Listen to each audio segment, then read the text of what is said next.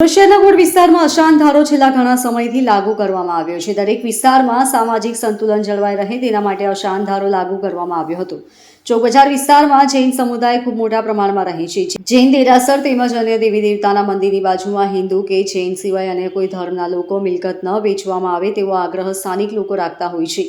સુરતના ચોક બજાર વિસ્તારમાં આદેશ્વર જૈન દેરાસરની બાજુનું મકાન લઘુમતી સમાજના લોકોને વેચતા જૈન સમાજ દ્વારા વિરોધ નોંધવામાં આવ્યો હતો.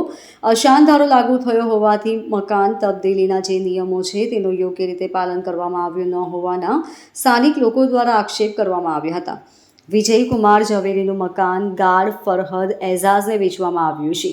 દેરાસરનું બાજુનું મકાન વેચવામાં આવતા જૈન સમુદાય તેનો વિરોધ કરી રહ્યા છે.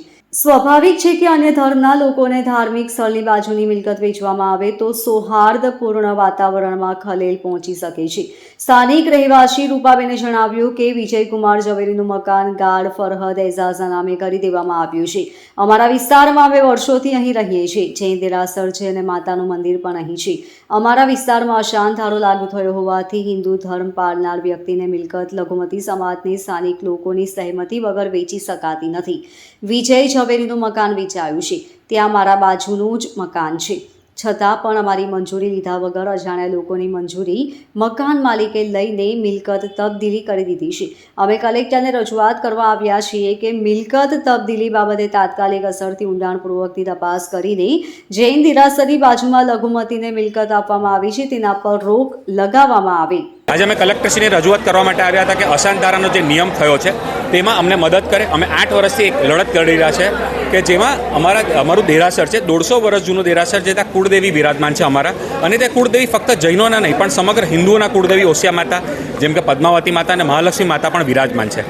આદિશ્વર દાદાનું 150 વર્ષ જૂનું દેરાસર જેને તીર્થનો દરજ્જો મળી ચૂક્યો છે, પણ છતાં પણ અમને સરકારશ્રી તરફથી ખાલી એટલી જ વિનંતી છે કે અશાંત ધારાનું પૂર્ણપણે અમલ થાય અને અમને ન્યાય આપવામાં આવે. કારણ કે અમારે ત્યાંના જે જ્ઞાતિભાઈએ એ ઘર વેચી દીધું. દબાણમાં વેચ્યું નથી વેચ્યું અમને નથી ખબર, એ શું છે સરકારશ્રીનો મેટર છે, એમનું જાણવાનું. અમારો ખાલી સરકારશ્રીને વિનંતી છે કે અમારા વિસ્તારમાં અમારા પૂર્વજો 150 વર્ષથી જે કાર્ય કરી રહ્યા છે તે અમે કોઈને નડતરરૂપ નથી થવા માંગતા, પણ અમને લોકોને કોઈ નડતરરૂપ ન થાય અને હિન્દુ ધર્મ સનાતનની રક્ષા, જૈનની રક્ષા, એની માટે અમે અત્યારે અમારા ફરજ માટે 150 થી 200 જણા અહીંયા આવ્યા છે.